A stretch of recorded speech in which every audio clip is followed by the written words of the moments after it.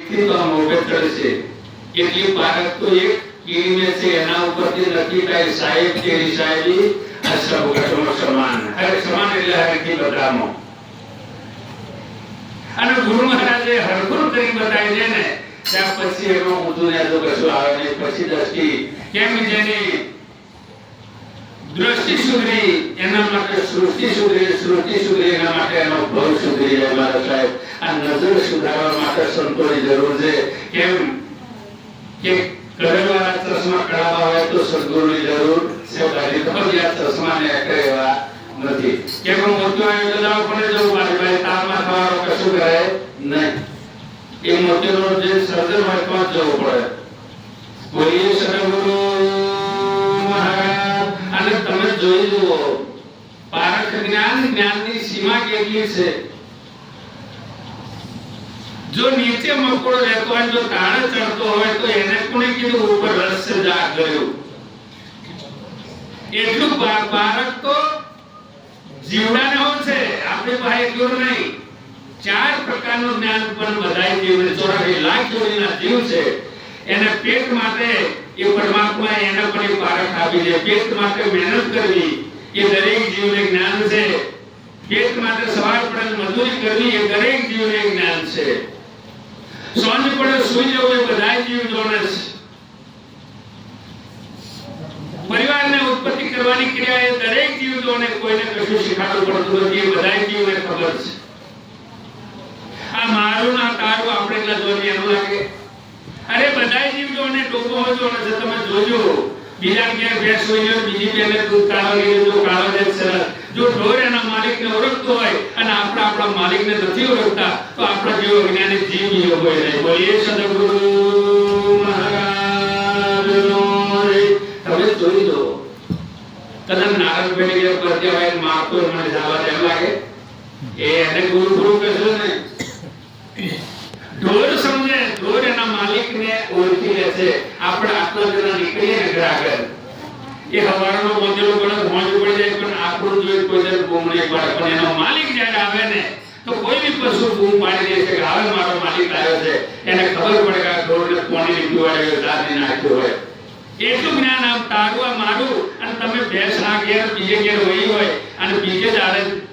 આ ભેંસનું પાડું પેલી ભેંસને દોડાવે કેમ એટલું તો ડોમાઈ જોડે આ તારો મારો આપણે એટલા નહીં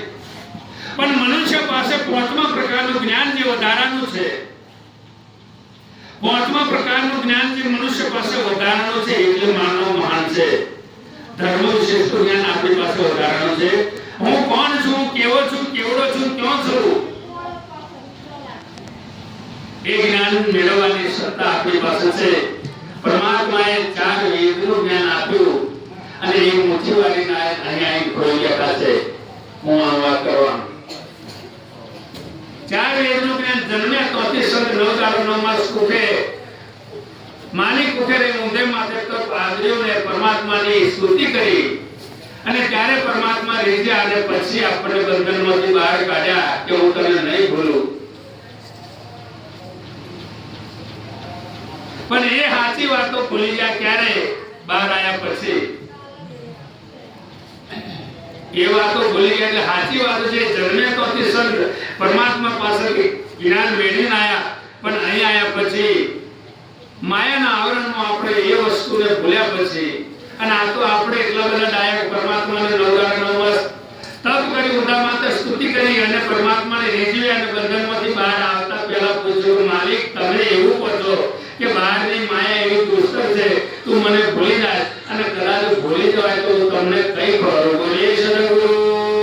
મહારાજનો આપણે કેટલી હદે પૂછી લીધું ભગવાનને કે બહાર ગયા પછી તમને ક્યાં ખોરવા ત્યારે પરમાત્માએ કીધું જો આ જ્ઞાન તને આપું છું એ જ્ઞાન બહાર ગયા પછી જો તું ભૂલી જાય હું તને ફરી જોઈને યાદ કરાવીશ બોલીએ સદગુરુ પરમ ગુરુના રૂપમાં બોલીએ સદગુરુ બાકી ગુરુજીના આશીર્વાદ ભૂલી જવાને ભૂલવાનું તો છે કેમ કે આ વાત માટે આ જ્ઞાન માટે આ વચન માટે જે મહાપુરુષે કયા કુરબાન કરીને સમાધિ લઈ નાખી હોય ગુરુ વચન માટે મને તમને એ ચેતાવે છે ગુરુ વચનની કિંમત કેટલી છે પરમાત્માએ મને તમને એની કિંમત ઓળખી અને બતાવ્યું સમાધિ લઈને. જ્યારે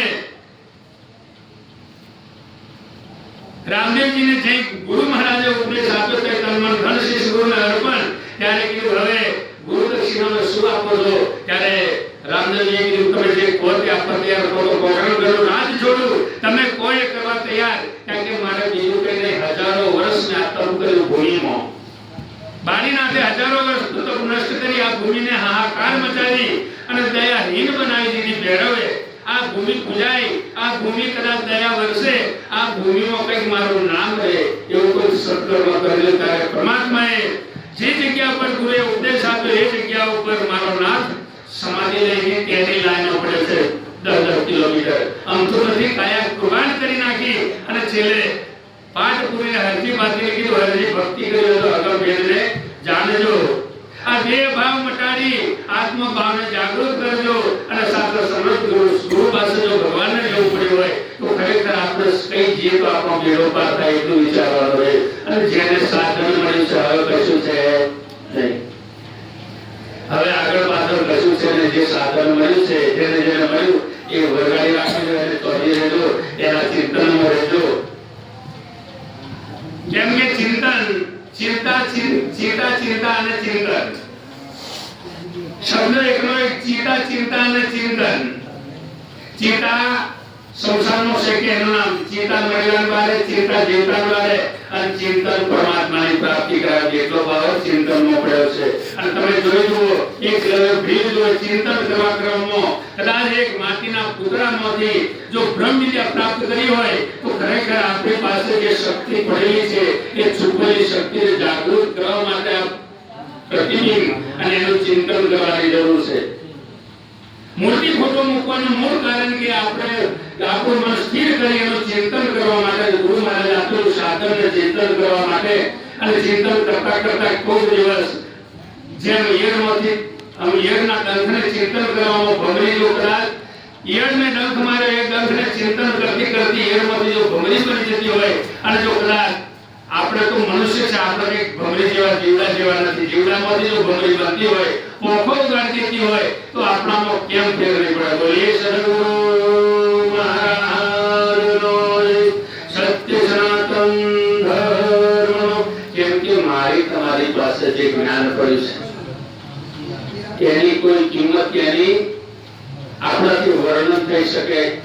એવું નથી. મારી તમારી પાસે જે કંઈક સાધન પડ્યું છે, એવું પરમ તત્વ પડ્યું છે, જે જ્ઞાન પડ્યું છે